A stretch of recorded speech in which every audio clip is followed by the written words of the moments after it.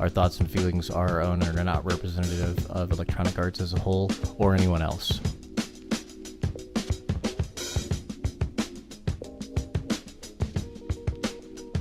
Once again, it's time for the Team Lift podcast with your hosts, Brandon Bowie and Roderick McDaniel. Let's go ahead and get right into the show. All right, everybody. Thank you for joining us today. I'm just going to apologize now because I know what's about to happen. See, I know what's going through my mind when we talk about this subject. So I know what's going through your mind when we talk about this subject. But the people listening to this podcast have no idea what they have turned into today to get. All right. So we're going to talk about Netflix's newest series, Iron Fist, and it's part 4 in the Marvel Netflix. It's part 5 because there's 2 seasons of Daredevil. There's two seasons of Daredevil, but yeah, we'll say part 4. We'll count Daredevil as one entity by itself. It's season 1 and 2 of it. This is, as some have said, the worst entry in the whole Netflix saga. Yeah. If you have not watched the series, turn this podcast off now because there's a good chance you're not going to want to watch the series when we're done with it. Just don't watch it. Just go read a synopsis and then wait for the Defenders to come out. It's not fucking worth it. I'm not going to go that far, but I'm having a hard time. We're just going to see where we go with this.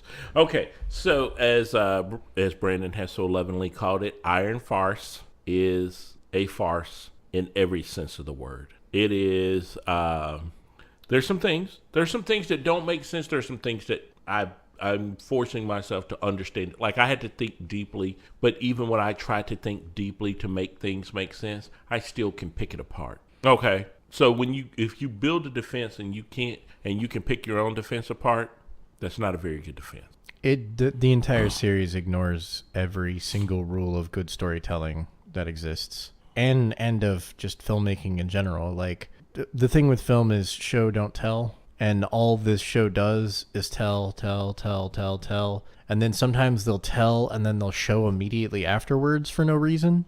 And you already told us, why didn't you just fucking have us see the thing that you're telling us about to tell us about it? Like, it doesn't make any fucking sense. Danny Rand as a character has no motivation to leave Kunlun other than, I wanted to leave Kunlun. Like, the whole time he's there, supposedly he wants to be the Iron Fist, but the second the fucking doorway opens, he's just gone. Fuck my oath. I don't care about defending the city, whatever. I'm just going to leave and go back to New York. And when he gets to New York, he has no reason for being there. Then he decides a couple of episodes later that he wants control of the company because it's his dad's name or whatever. Like, they couldn't have thought of a better reason to bring him there. Like, he couldn't have been sent by Kunlun because Kunlun knows that something is going down in New York and there's a reason for him to go back. No, I'm leaving. I'm going to go over here now, guys. Like, Can I be honest?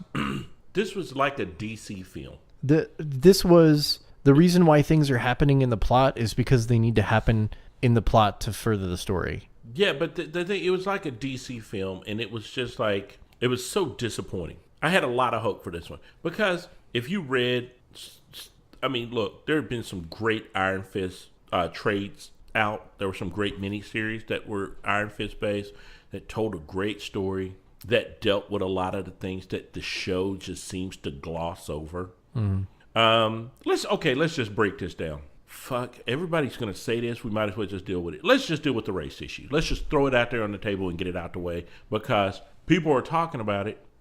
We might as well address it.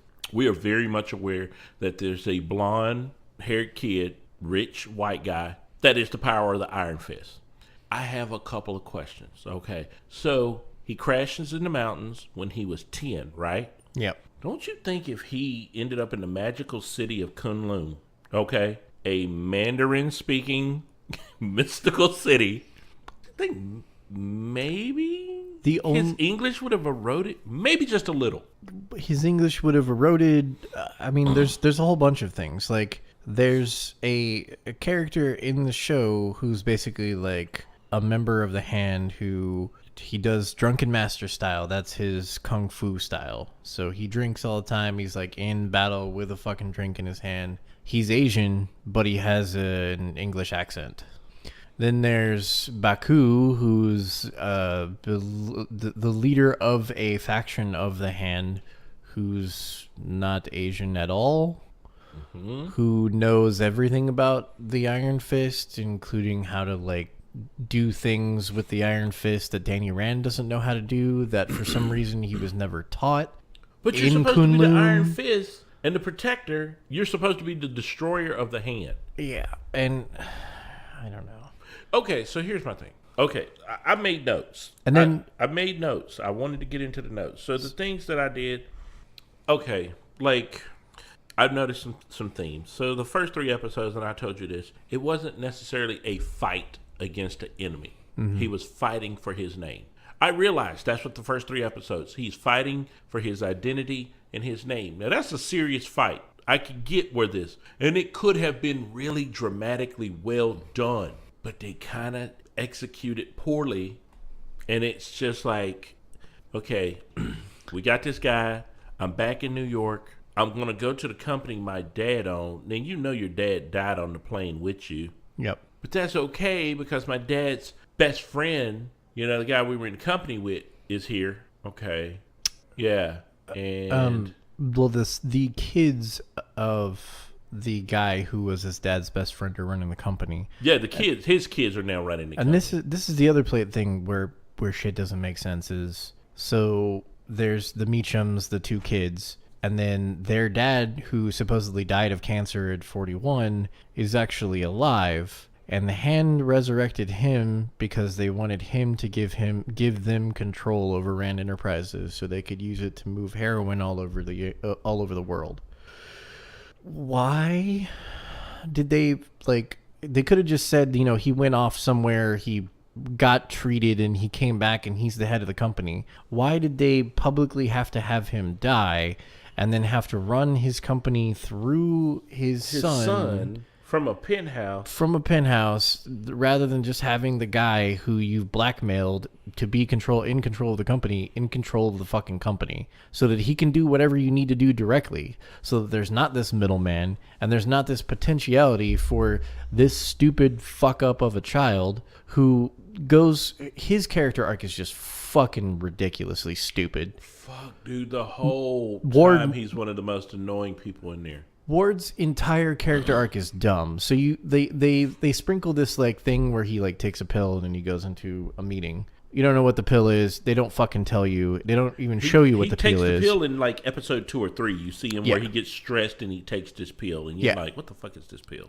Okay, so then like, but what, an episode or 2 later, I think episode like 5, he decides it's a good idea to try some Hand heroin that was given to him, and this is like super heroin that your body can't build up a resistance to. So he suddenly goes from being a CEO who has his shit together, he's a little stressed, his dad is fucking screwing with him to control the company, whatever, to like heroin addicted to the point where he's gonna go like smash his hand in the car door of his own car so he can go into a hospital to try to get them to give him pills so he can satiate his fucking need for heroin, and he's suddenly addicted to heroin, and then he goes into fucking, it just feels like this entire show was written by someone with a head injury. Yeah. And here's my thing. Remember when I told you this? Like, I understand that every team has a money man. Yeah. Every superhero team, and I pointed this out to you, and I say, you know, like Tony Stark was the money man for the Avengers. The Avengers wouldn't exist if it wasn't for Tony Stark's money. In the Justice League, in the comic, in at least in the cartoon series, remember Justice League, which was an amazing cartoon series. We were aware that Batman, Wayne Wayne Enterprises basically powers everything. It powers their orbiting satellite, the Watchtower. They funded this whole thing, you know. So you know, it was like we knew there was a money man. There's always a money man.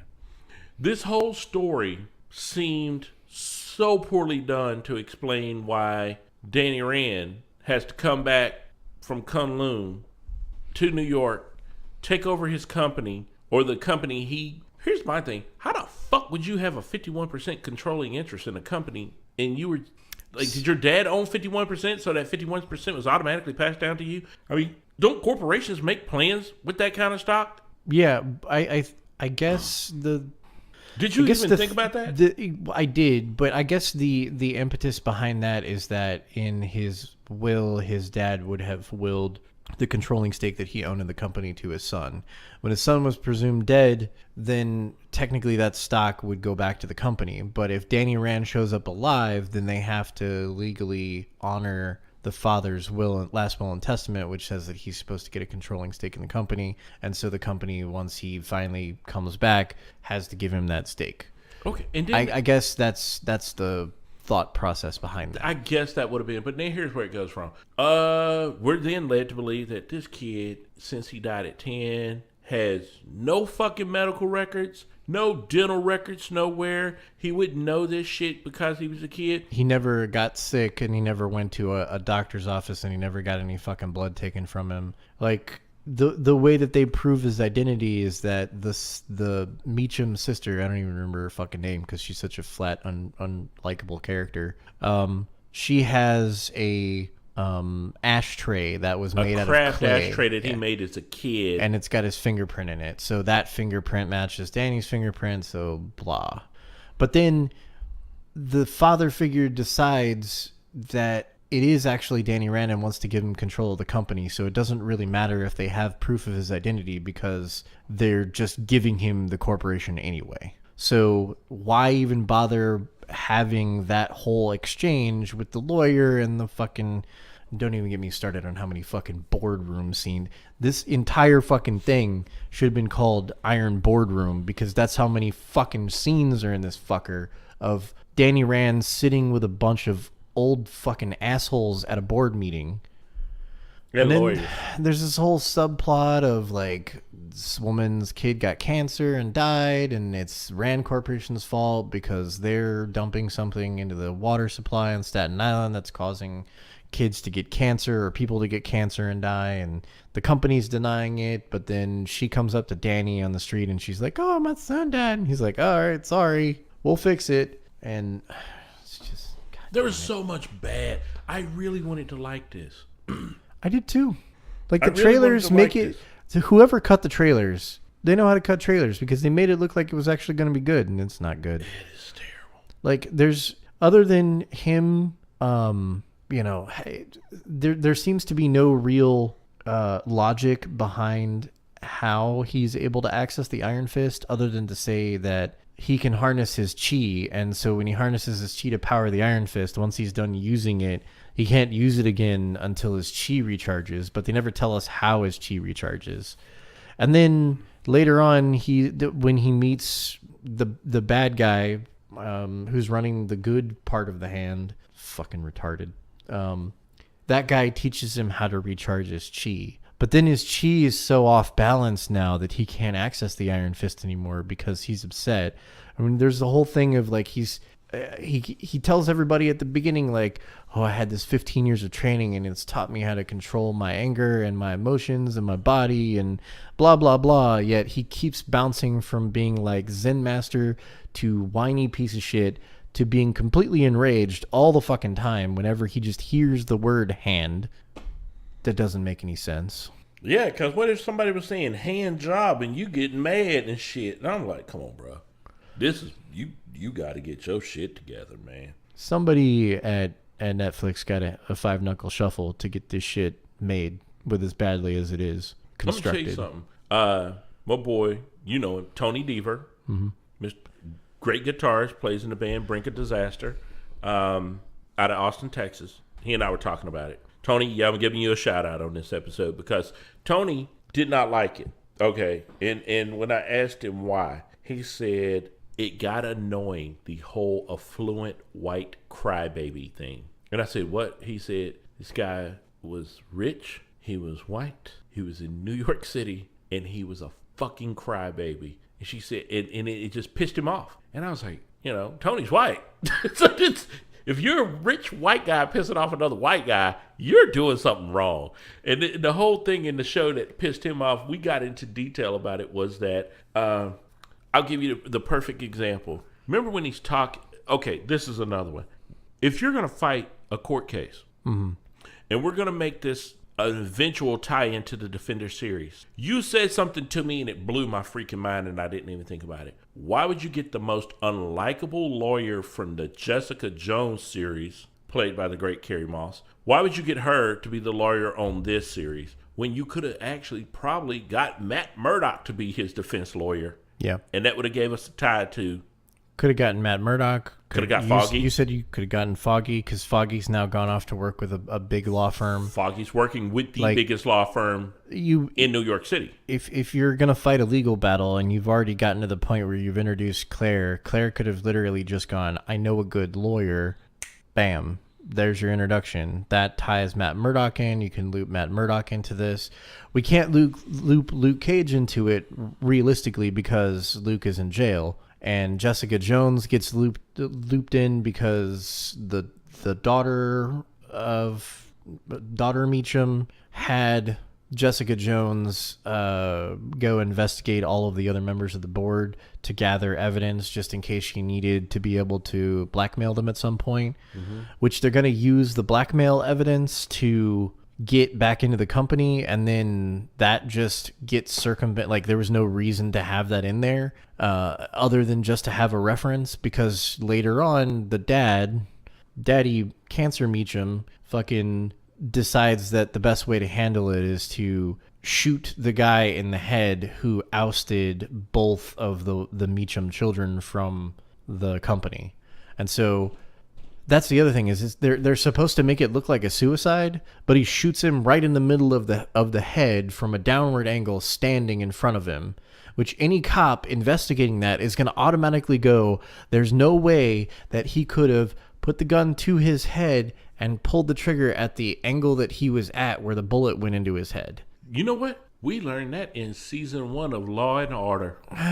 Another great show that takes place in New York. I don't get there was a lot of things in it. Like, I went into this series, even when you were piss and vinegar the first 3 episodes, I still held out hope. And I kept saying, it's not that bad, Brandon. But it was like the ship was on fire and we were in the middle of the ocean. And our ship's on fire, but I kept saying, hey, you know what? We're surrounded by water. The water will put this fire out. Certainly the water will put this fire out. Yeah, that was pretty much my defense of Iron Fist until it got to the point where I was like, and then this shit is terrible and poorly executed. So there, at the very beginning of the season, in the first 3 episodes, Danny gets put into a mental institution on purpose to try to keep him there so that he can't get back into the company. Right. While he's there and he's talking to the doctor, he literally tells the doctor, that passport is fake. I know it was wrong and it's a crime, but it was the only way for me to get back in the United States.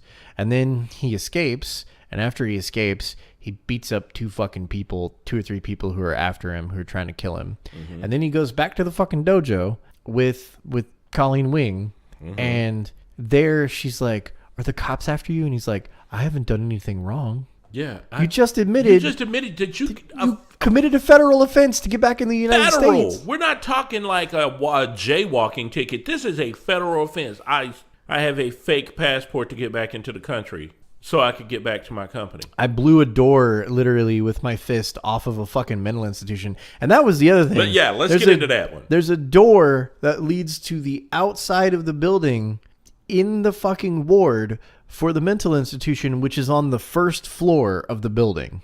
Bro. Every mental institution I've ever been in, I've been in a couple because I've had fucking crazy exes and whatnot, and I've had other crazy people in my life that have gone in. All of them are on the 2nd or 3rd floor or further up in the building. If they are on the first floor, there are how many? Double security doors to get into it. Yeah. And they wouldn't put... And then they open to a lobby, not out into the damn street. Anywhere that accesses the outside, anywhere where the patients would be able to get to them. They just won't. So, I mean, realistically, sure, you could have just had him break through a wall, which would have been the smarter thing to do, but this series isn't smart at all, so it doesn't matter. It kept doing dumb stuff, and I kept trying to question. Oh, yeah, that's the other thing. Why did it do this dumb stuff? He hasn't done anything wrong, but he broke into his old house, which is now owned by daughter Ward. So, like, he's committed armed breaking and entering. He's breaking and entering. We have he's entered the United States with a false passport. He's beat the hell out of multiple people, but he hasn't done anything wrong that the cops would be after him for. Bro, look.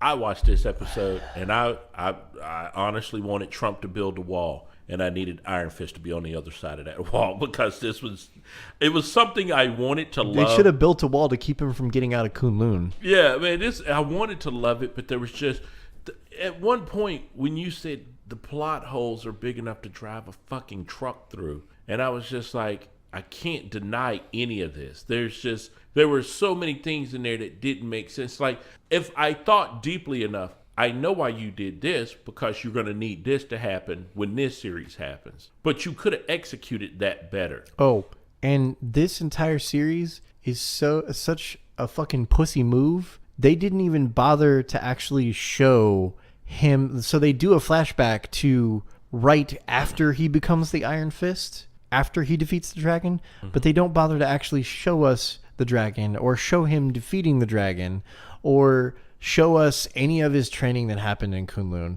They don't, like, they're just like, oh, he beat a dragon. Believe he beat a dragon.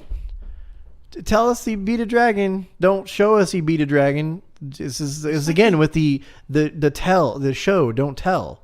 Like, this whole series could have opened with a fucking epic scene of Danny Rand kicking the shit out of a dragon and punching its heart and becoming the Iron Fist. And then it could have shown some other scenes, like flashbacks of like that's the other thing that bothers the fuck out of me. Every single time Danny Rand has a flashback, he's somehow taken a fucking Star Trek teleporter to get to wherever the fuck he's going in the flashback, because the whole goddamn scene, like his whole body looks like he's being beamed up by fucking Scotty. There were so many things that went wrong here. So many things that went wrong. And like, it's like I told you, I never wanted to be the guy that shit on the things that I love. Like, we're a show that's based on geek culture. That's been our bread and butter. Our whole show is that we love geek culture. We love comic books. We love the movies. We love video games. We love this thing. And we made a podcast to share our love and discuss these things with people who had the same interests. And all they keep doing is just dropping big bags of salt on me. All the fucking time. Bro, and it's just like at one point, the thing that we have always said is that Marvel Netflix has their shit together. Not on this one. These are the best shows. I cannot say that. Now, I will say this for years. For the time that this has been going on, I've said, hey, you know who I like? I felt like Daredevil season 1 was epic. Then I was like, I like season 2, but I think I like Jessica Jones in third place. Then Luke Cage comes along, and it flipped on us. We both were like, Luke Cage is number 1. Season 1 of Daredevil is number 2. I will give Jessica Jones third place, and then I would say Daredevil season 2 was my fourth place. But Iron Fist, I hate even adding to the list. It became such a hot mess for me to watch this. It just so many things that didn't make sense. And it's hard to finish. Like, I haven't even finished. I'm going to be honest with everybody. If you're listening right now, I haven't even finished the series. I'm at the beginning of the last episode, or what I think is the last episode. It might be like 11. It's either a 12 or 13 episode season. I can't. I'm going to power through this weekend. I'm going to get it watched, and we can come back and talk about it again. I'm just so upset. But this is the mystery to me. I have friends who absolutely have loved this series, and you know what I think about them? Their critical thinking skills are woefully inadequate. You know what else they didn't bring? They brought zero comic book baggage into it. Every friend that told me that they've loved this so far, not a one of them has read the comic book. Not a one of them was familiar with the comic book. All of them thought I had a lot of fun. I really enjoyed the series. And I'm sitting there like, am I being a bag of dicks? No. I didn't think I was. I thought maybe I am. Maybe I'm being a bag of dicks. So I actually, after I talked to two of my friends who didn't have that geek culture baggage with them watching it, and they were loving it, I went back to it and I said, let me just watch again and just say, if I didn't know anything about this, this shit still didn't make sense to me. Yeah. There were still too many fucking plot holes when the main character is A, not likable, and B, has no motivation to be doing the things that he's doing. Okay. It's hard for me to like a show. In the comic book, we knew Danny Rand was driven by revenge. Mm-hmm. Even in the old original version of it, we're not even talking about the Marvel now and the rewrites and the universe resets and all that shit. The original Danny Rand was driven by revenge. Yeah. And the man who was his father's business partner, he was going to kill this man. You know, I mean, you could have done something similar to the way that they did it here, but had it be a lot better. Like if they'd have used the original, his business partner, they all go mountain climbing together in the Himalayas. The business partner kills the mom and the dad, but the son gets away and the son gets taken into Kunlun, and then the business partner goes back and starts running Rand Enterprises again. That gives him motivation to want to become the Iron Fist so that he can have the power to be able to go and take revenge. Mm-hmm. But two, the reason why he would get out of Kunlun and go back. Like they could have even salvaged this horse shit by just having it be giving us some scenes in Kunlun where they know the day that it's going to open back up again, and when it opens up, Kunlun sends out warriors into the world to keep tabs on the hand, mm-hmm. and they come in and they come to Danny and they're like, so the hand is using your father's company to distribute heroin. Like, we found this information. And then Danny Rand, asks the counselor, whatever, that runs Kunlun, hey, I need to go take care of this. Can I go? And they're like, sure, go ahead. And then you have motivation, because you have a reason for him to want to go back to take over Rand Enterprises. Because when he comes back, he goes to Rand Enterprises just to go see his friends and say hi. He has no interest in taking the company over. And then suddenly, fucking 3 episodes later, he's like, I'm going to take my father's company back. Yeah, and here's the thing. The lawyer says something to me, but they're supposed to be my friends. Look, I can help you get your company back, but I can't help you make friends. And I thought, this is sad that the bad guy lawyer from Jessica Jones, a character who was clearly a reprehensible character, is the good guy fighting alongside Danny to help him get his company back. Oh, there's a fucking great line. I think it's in episode 11 or 12. I think it's in episode 11 where Danny's childhood friend, let's see, Davos, that's his name. Mm-hmm. So Danny's childhood friend tracks him down in New York. By the way, they set that guy. They that's the guy that they bring in episode 7 mm-hmm. or episode 9. That they don't really have a backstory. He just kind of shows up. He beats some guy in a fucking food truck and then takes over the food truck and then starts making. They have this long ass shot that just seems like it takes for fucking ever to end. But he's like folding aluminum foil mm-hmm. into aluminum foil stars, and then he just keeps throwing them like around the head of the guy who runs the food truck that he's beaten and subdued and tied up. So he just keeps making these stars and throwing them at him. And there's this really long shot. It takes like a minute for them to finish it, where you see him fucking make the whole star and then throw it at his head. And the star like sticks in the fucking thing. Like, he's such a badass that he can make tinfoil stick into metal, like stick into steel. Mm-hmm. But anyway, so back to the line. So in episode 11, mm-hmm. Davos is like, "You're the worst Iron Fist ever." That's literally a direct quote from the show. Yes, he is the fucking worst Iron Fist ever. That's the whole fucking show. He's literally the worst Iron Fist ever. And then they show that they have this footage that they show at one point in one of the episodes when Baku's trying to recruit Danny to work for his good part of the hand. And he shows him this footage from China, from near Kunlun when 15 or 20 years, or no, it was 1946 or something like that, where the Iron Fist is defending the entrance to Kunlun because some Chinese soldiers showed up there for no apparent reason, and like there's an Iron Fist running around punching the shit out of people only instead of only having one hand that glows, both of his hands glow, and he's just fucking rocking dudes back and forth. Like, that's the best fucking action scene in the whole show so far. And it's not even Danny Rand being fucking Iron Fist. It's some other fucking guy from like the 40s. There's bad execution everywhere in this. There was so much bad execution. Just poor storytelling. I think they could have even done it where like Danny Rand is the protector, the portal opens, the hand is trying to send an army through. He, as the Iron Fist, is fighting them and try to defeat them. And at the end, when he's fighting like the last of the guys, he can't get back to the portal to go into Kunlun, and the door closes basically, and so he can't get back in. So he's just like, well, fuck, I guess I should just go to New York, because at least that's going to be the only way that I can make money. I don't need to guard the entrance to Kunlun because it's closed for the next 15 years. I'm just going to go be Iron Fist on Earth, trying to track down and defeat the Hand. And he goes to New York to take over the company because he needs resources in order to be able to continue doing his duty as the Iron Fist by trying to destroy the Hand. You know what I hope? I hope the guy that's in charge of these decisions hears this podcast one day and hires one of us for a story treatment.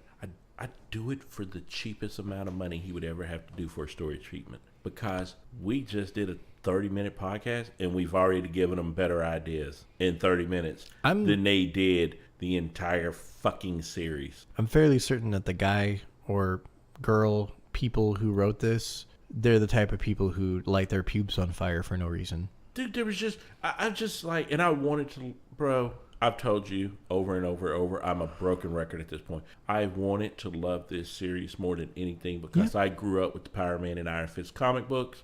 It's my generation. It was a dream come true to have this idea that Iron Man and Iron Fist and Power Man were going to come together. And it was good, especially after how fucking well Luke Cage was done. Yeah.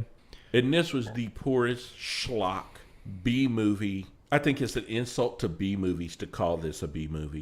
And if you wanted to do the whole kung fu angle, that's the other thing. Like, the choreography in this is absolute shit. The fight scenes are terrible. I didn't agree with that. I thought the fight scenes were passable. They're not the greatest thing I've seen, but they were passable. What they should have done was gone to China and actually hired a Chinese director and Chinese stunt coordinator and Chinese stuntmen, like somebody who makes really, really good kung fu movies that's actually from China, to come in and do this, to come in and direct it, to come in and do the fight choreography, to come in and do all of it. Like, make it as authentically kung fu as you can. Like, get the director who did Crouching Tiger, Hidden Dragon, or something along those lines. Like, even just go get fucking Jackie Chan and his group of guys to come in and do all the fight choreography. They could have done literally anything but what they did. Literally anything. It makes me wonder, how bad was the budget for this? Because it couldn't have been that big, because it had a low budget feel to everything they did. It wasn't like... there's a part in it where, like, fucking Iron Fist, he's at Claire's apartment. Him and Davos have a talk. Him and Colin Wing have a talk after she comes out as being a member of the Hand. And Danny Rand is going to go leave to go do something, and he's talking to Claire, and he asks her to borrow his car, and I'm like, you're a fucking billionaire. Just go buy a fucking car and have it delivered. Just get on the fucking internet and have a Tesla delivered to you. I mean, you're a billionaire. You don't need to borrow fucking somebody's car. You should have a fleet of cars. You're a billionaire. Yeah, bro, here's the thing that pissed me off. It always seemed like he was 10-year-old Danny in 25-year-old Danny's body. Yeah. like he never grew up. You were here in a place that teaches you to be a living fucking weapon. Yet nobody tells you how to develop emotionally into a man. And so, somehow that doesn't whine and cry about everything. Somehow the whole time he's in Kunlun, he never actually became a man, ever. You still had 10-year-old, like, you're in the park and you're all zen and shit, but you're kind of a dumbass. I mean... Also, like, so there's a book in the comics that teaches that Danny Rand gets a hold of at some point, and it teaches him how to do other things with the power of the Iron Fist, like how to heal himself or how to heal others. There's all these other things that the Iron Fist can do other than just be like, I'm gonna punch a fucking door out of a wall, or I'm gonna punch the ground and shit's gonna go everywhere. I'm gonna break out of some cuffs, or whatever the fuck stupid thing that they have him do. In the park scene, he is literally sitting there reading what I would assume is that book that should have all that information in it. Like, what is that book? They don't even bother to tell us. He's just sitting there reading this ratty book. Always reading this fucking book. In the first, at least in the first couple episodes, and then after that, it's just gone. Like, I wouldn't even care. It could have been like the Hardy Boys and the Phantom Ghost, Yeah. and I'd have been okay. At least I knew what the book was. None of this shit makes sense. Yeah, and the book that I'm talking about is like a memoir, essentially, of previous Iron Fists, documenting their time as Iron Fist and the things that they were able to figure out how to do with their power. Like, how come he doesn't have that document? Like, Why is he not making his own documentation? yeah, Because you are the worst Iron Fist. because his chi's all unbalanced, and he's got to go back to Kunlun so somebody can reset his chi so we can use the Iron Fist again. He is the worst Iron Fist. My chi's gonna need a reset after this, I Bro, think. I'm telling you know what? I hate to say this. I quit watching, and there was another series that came on Netflix, and it was called Samurai Gourmet. And Samurai Gourmet, they're about 20-minute episodes, 21 minutes at the most. It's based on a manga out of Japan named Samurai Gourmet, and it tells the story of a 60-year-old man who's retired, and when he retires, he realizes he spent his whole life working. He never paid attention to the stuff around him. Kind of neglected his marriage because he was into the Japanese work culture thing. Yeah. There's an episode about his anniversary where he realizes, I used to blow my anniversary off because I was always focused on work, so it was easy for me to make this a frivolous thing. But now that I'm retired and I'm looking at my life, and I realize I never really lived. And so the whole show is about him going around on these like adventures and reconnecting with his life and finding little restaurants and his love of food, and he's developing this passion for food. So it's like the greatest cooking anime, all live action. Phenomenal fucking show. Okay, I dropped Iron Fist to power watch Samurai Gourmet. If that tells you anything, I watched a show in Japanese with subtitles to not finish Iron Fist. Because Iron Fist sucked. And it's just like the more I kept going in, the more I kept going, this is going to get better. This is going to get better. This is not getting better. Why did they not address this? What are they doing here? Oh, and the other fucked up thing, like, so they decide to go to take the private jet, which Danny shouldn't have been able to get a hold of because he'd already been kicked out of the company, essentially. But they decide to take a Rand Enterprises private jet. And before they take the jet to China, to the city that he was originally traveling to when his plane got downed, they sit around, and him and Colleen Wing and the night nurse have a conversation. Like, Danny's like, I'm going to go to China, to this city. And they're both like, you shouldn't go to China. It's a bad idea. And he's like, I'm going to go anyway. And Claire's like, or not Claire, Colleen Wing is like, fine, if you're going, I'm going. And then Claire's like, this is the worst idea ever, but I'm going to go with you anyway. And so they all get on a plane and they go to China, and they track down one of the factories where the heroin's being produced in China. And lo and behold, Madame Gao is there. And Madame Gao is there with 2 bodyguards, and that's it. And the 2 bodyguards get killed, and they kidnap Madame Gao. And somehow they manage to kidnap Madame Gao, put her on a company jet, fly all the way back to New York, and have Madame Gao in captivity this whole time, and nobody says anything. And it literally just hard cuts from them in China to them back in the dojo in New York. So you're telling me that 2 commercial pilots who work for Rand Enterprises are not going to ask any questions about why they have a Chinese woman with them who's essentially in bondage the whole fucking time that they're on the plane? Or that when they get into customs in the United States, we just brought a Chinese woman? Yeah, they get all the way back to New York, and nobody at the airport questions why Madame Gao is with them and in bondage, I guess. And they didn't even stop by her house to pick up a passport, they which didn't- tells me something. they didn't do anything. You can fucking get back into this country real easy, according to Iron Fist. According to Iron Fist, like, if you're a billionaire, you can literally kidnap people and it doesn't matter. There's a political joke there, and I'm going to save it for when we're off the air, but there's a political joke there. There's a joke there, and I will tell it on the next time I'm on stage. There's a joke there.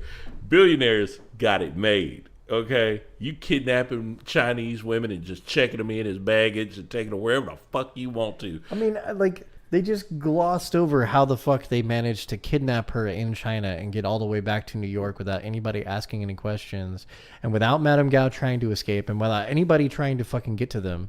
Like, why the fuck was Madame Gao walking around with only 2 bodyguards? This is a bitch who literally, when they went to go have Daredevil went to go have a conversation with her, not to even attack her or anything. He goes to have a conversation with her, and when he leaves, he has to fight a zillion fucking guys to get out of the building. Out of the building. Just out of the building. And then he fought 30 deep in that one room. This is the other thing, too, is you know how much fucking punishment Daredevil took in season 1? I mean, you remember, like, all the fucking injuries, got his ass beat, like, constantly. Danny Rand gets into a few fights, gets a couple of nicks and scrapes, and a little cut in his arm and a little cut in his abdomen, and he's been through a lot. Bro. According to Claire. But she's the one who is patching up Daredevil, and that motherfucker got fucked up in every other scene. Like, there's a fight that he ends, and when he walks away from it, he has like a dozen fucking cuts all over his body from getting fucking stabbed multiple times with that little chain hook thing that fucking guy who got his head cut off in season 2 hit him with. Like, that one, he got injured more in that one fight in that season than this fucker has gotten in this entire fucking season. Daredevil took an ass whooping fighting down that hallway. I'm gonna be honest, anybody that tells me they love Daredevil, you didn't love Daredevil till he fought his way down that hallway to save that boy who had been kidnapped by the Russians. That's fucking motivation right there. And when he fought his way down that hall, and it's that one long continuous shot with no cuts, no edits, and he beat the fuck out of everything that came down that hall, at that very moment, you looked at that episode and said,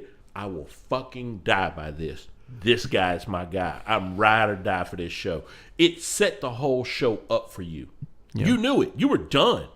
When Luke Cage breaks into that damn project and beats the fuck out of everybody with a fucking couch, of everybody and clears that money out of there with a couch and a car door and beats everybody's ass, you knew at that point Luke Cage is done. You knew it. Yep. You knew it. When David Tennant, the Purple Man himself, started doing that crazy shit and knew he could make everybody just kill themselves, just talking. At that point, you knew, damn, Jessica Jones, she's going to have to do some dope shit to kill this fool. He's going to do something. What is she going to do? And in that last 2 minutes of the season, when you see what she has to do to stop him, and you go, whoa, that whole season had been worth it. You'd been like, we've been through a fucking hell with Jessica Jones.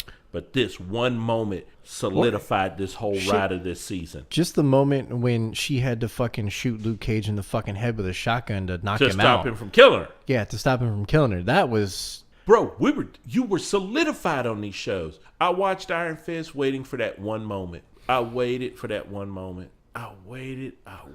Also, there's this whole like conflict towards the end of the show, like the whole like, should I kill? Shouldn't I kill?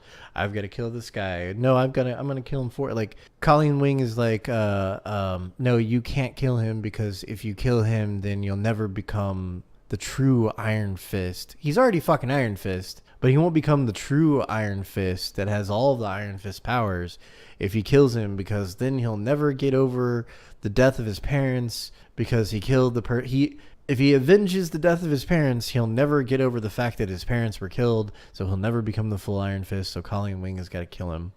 And it's like, just fucking do something. You know why I like Punisher?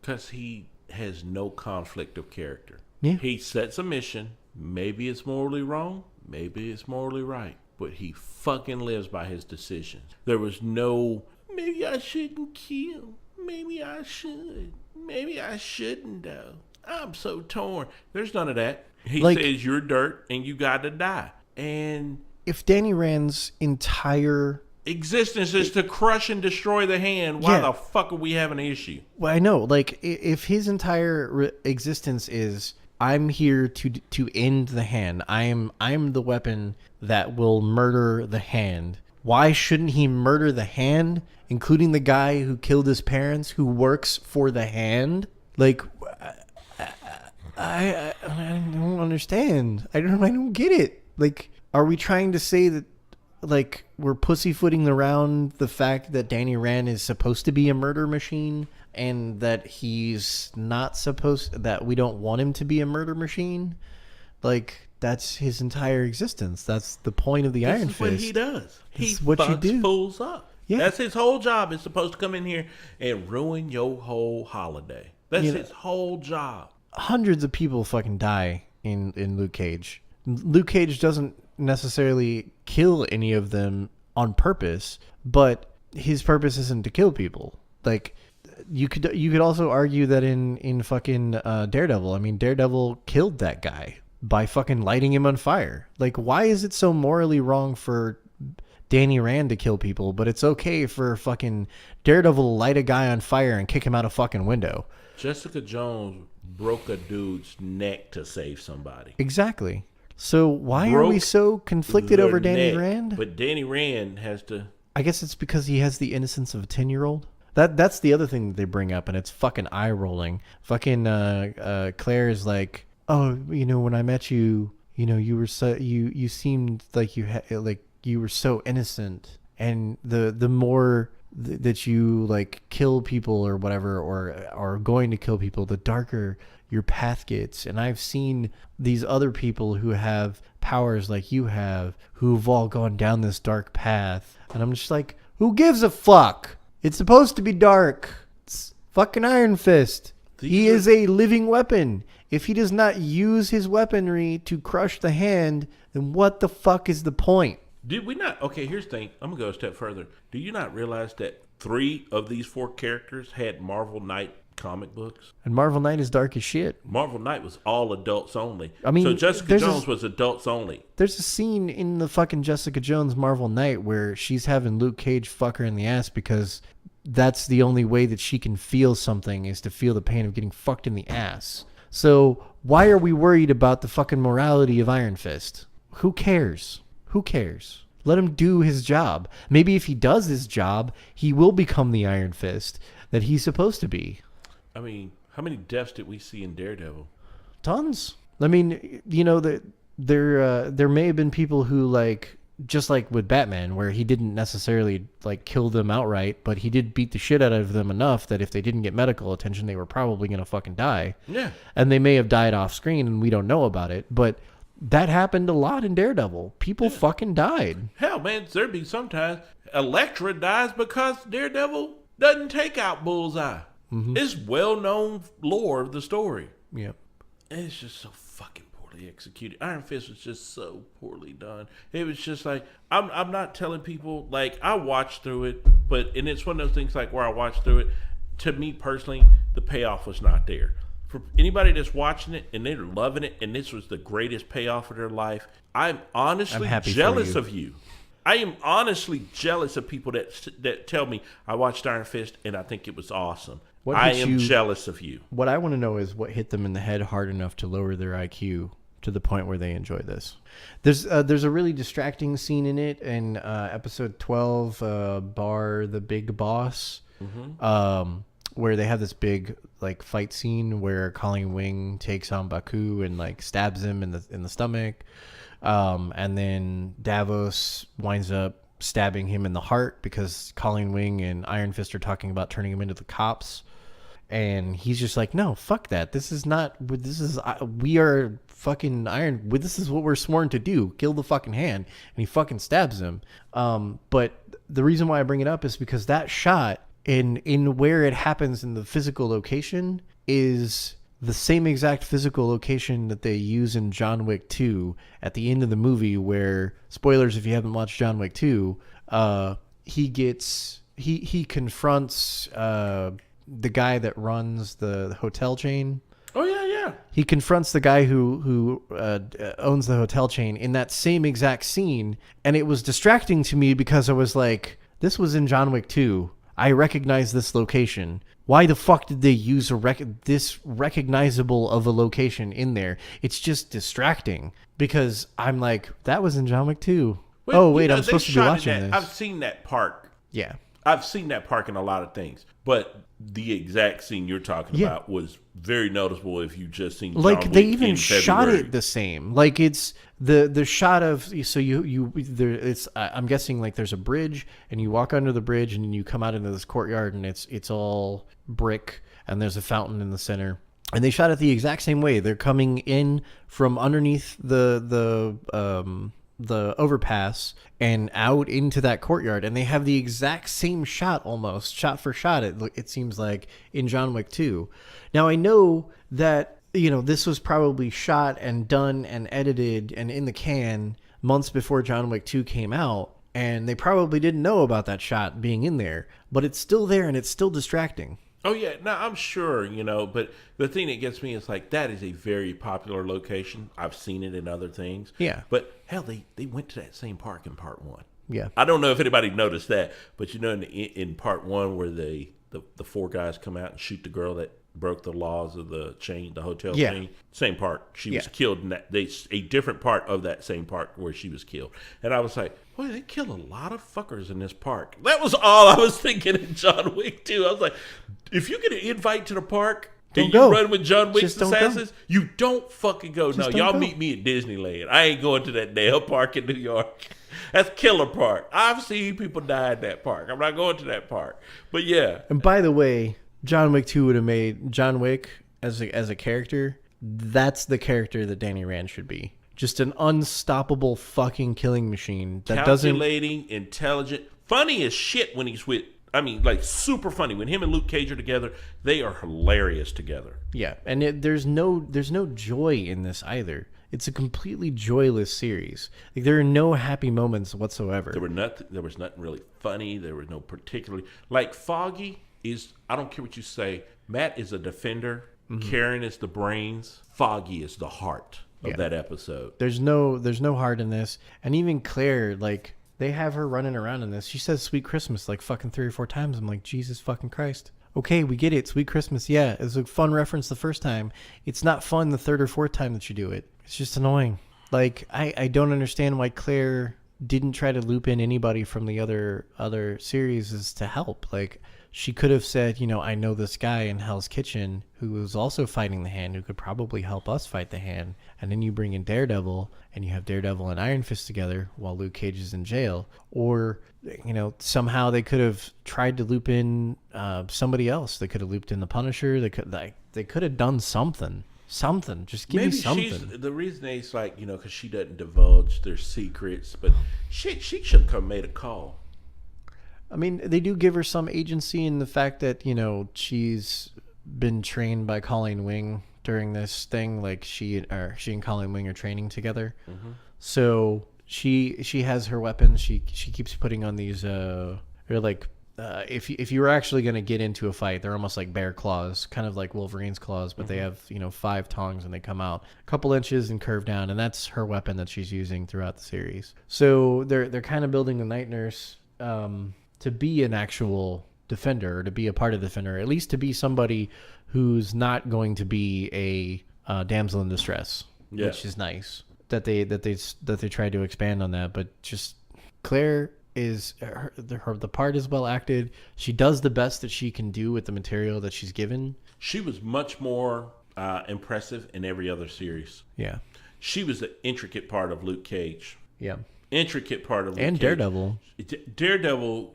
The whole Daredevil wouldn't be the alive. Freaking season. Yeah, Daredevil. She wouldn't even be alive if it wasn't. And then when she comes back in season 2, like she's a part of the team.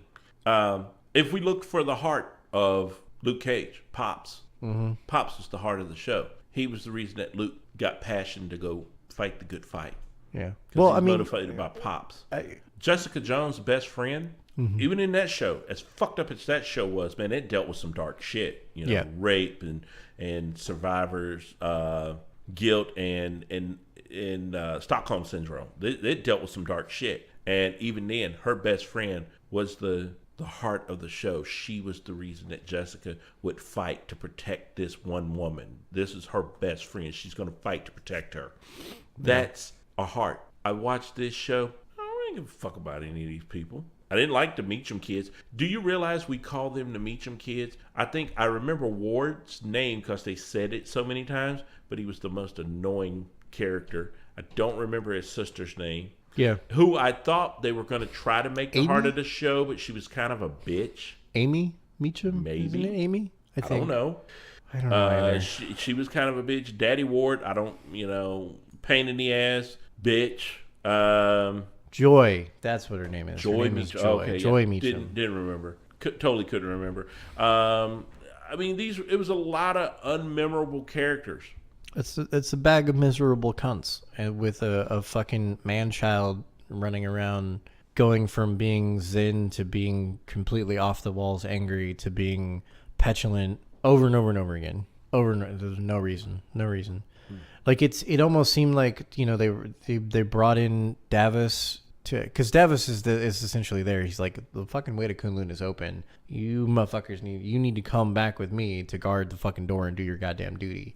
And then he's like, no, I can't do that. And then Davos is like, all right, fine, I'll help you. And then Davos just leaves after he kills the leader of the Hand. By the way, who just got up and walked away or was retrieved by somebody. I'm assuming he just got up and walked away because he's one of the people who's had the treatment where you just come back to life unless you have your head chopped off. Like Cancer Daddy.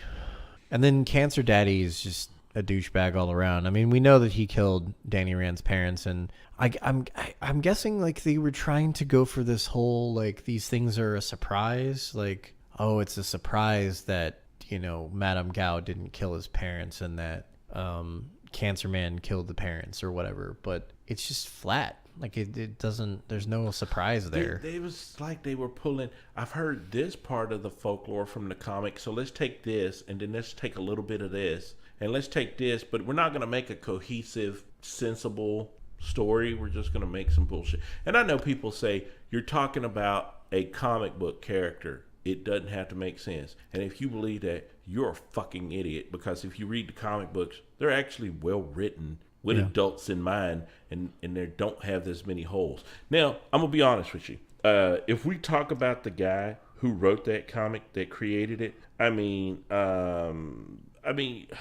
tell you about this. I read something he said, and it just blew me away. And, I understand they come from a different time period, right? Yeah. I know that they do. Roy Thomas, he's 76 years old now. Mm-hmm. He's an older guy. And somebody asked him about the controversy around the casting. Mm-hmm. I want to read what he says. Yeah, someone made me vaguely aware of that. I try not to think about it too much. I have so little patience for some of the feelings that some people have. I mean, I understand where it's coming from, cultural appropriation. My God, it's just an adventure story. Don't these people have something better to do than worry about the fact that Iron Fist isn't Oriental or whatever word? I know Oriental isn't the right word now either. It's like... just doesn't give a fuck. He just did not. And it's not he doesn't give a fuck because, he doesn't give a shit about your feelings. He just doesn't give a fuck because what the fuck does it matter? He wrote a comic book and it was supposed to be entertaining. And our thing was, and the thing that was that when we went through this, we were just like, this comic, if you would have even pulled the story from the comic book, we would have been entertained. But you gave us some bullshit schlock that ranks up there with the shit DC pulled. Dude, we can't even call this schlock, because schlock is when something is so bad it's good. This is just bad in general. This was bad. Calling this schlock is to give schlock a bad name. Isn't that terrible? That's how bad this was. I've watched schlock. Like, if you watch the 1983 Canon Films Hercules with Lou Ferrigno, that's fucking schlock, because it's trying to be serious, yet you have fucking Hercules throwing a stuffed bear into space, and then he throws a log into space, and then at the end of the film, he throws himself into fucking space. So that's fucking hilarious. Like, watch that movie. Instead of watching Iron Fist, Watch the 1983 Hercules with Lou Ferrigno. You will laugh your ass off. It'll be a great time for everybody because it's fucking hilarious. And it's trying to be serious. That's schlock. This is trying to be serious, being bad at being serious, and then just sucking in general from start to finish. It's hard not to say that. You're right. I didn't want to agree with you on this one. I did not. You tried to fight me that first day when I hadn't watched it, but I had watched fucking some reviews of it and stuff online, and I was like, it's gonna suck, and you were like, no, it's really good, it's gonna be fine, and I was like, yeah, no. I'm glad I went into it without all the reviews, but at the end of the day, I saw what the reviewers saw. Let's have another boardroom scene. I don't think there's anything worse we can say about this. I mean, I didn't even think we could talk this badly about something for an hour. We really were able to talk this badly about something for that long. This show sucked. Scale of 1 to 10, what are you giving it? I don't even care. That's how bad it is. I'm gonna finish it just so that I know what in the overarching story is happening going into Defenders, and that's all I really care about. I really hope that they get somebody who knows what the fuck they're doing to do to Defenders, as this has completely destroyed my faith in their continued ability to build a great universe. Yeah. It was terrible. I gave it a 2, and I'm not even finished. I doubt that it gets higher than that 2. Yeah. Before I finish, I'm finishing. I told you, you and I both kind of committed to that. We're going to finish it. It is going to be the most painful watch. I will never watch this again. I will never turn my TV on to watch. I will never be in a position where it's like, hey, I got nothing else going on. Let's watch Iron Fist for a second time. Let's watch Iron Fist for a second. That will not happen in this life, man. I will say this. If you don't like Iron Fist, watch Samurai Gourmet. Amazing show on Netflix. Definitely falls for our anime and manga fans. I've turned a couple of people onto it. They love it. Excellent show. Amazing show. I will say this, man, before we get off of here. Guys, we had a dear friend of the show, Joe Nathan. We talk about, his name's Jonathan. We talk about Jonathan a lot. Jonathan had a loss in the family. His niece was recently killed in a car accident. There's a GoFundMe set up. Brandon and I have links to the GoFundMe on both our Twitter pages, both our Facebook pages, as well as the Team Lift Twitter and the Team Lift Facebook page. Yeah, I'm also going to include it in the description on YouTube, just a link directly to it, and I'll include a second link to it on the Facebook page as well. So please go out and donate if you can. Please, please, please, if you can. Joe, Nate, man, we just want you to know, guys here at Team Lift, Team Lift family's with you in this time, man. And we, our hearts hurt for you too, brother. We just want your whole family to heal and for you guys to come back. Stay blessed, brother. Everybody, thank you for sharing in this podcast with us. Have a wonderful week. Hug your loved ones and tell them that you love them, that you care about them. You never know when you may not get a moment to. And if you whisper in their ear, tell them, please do not watch Iron Fist. Thanks for listening to the Team Lift Podcast with your hosts, Brendan Bowie and Roderick McDaniel. Join us again next week as we discuss more topics from geek culture. Be sure to follow us on our Twitter page @GoTeamLift, as well as our personal pages @CoachSilky and @ThighSide. You can direct questions and comments to us on our Twitter page, as well as find links to all of our social media outlets.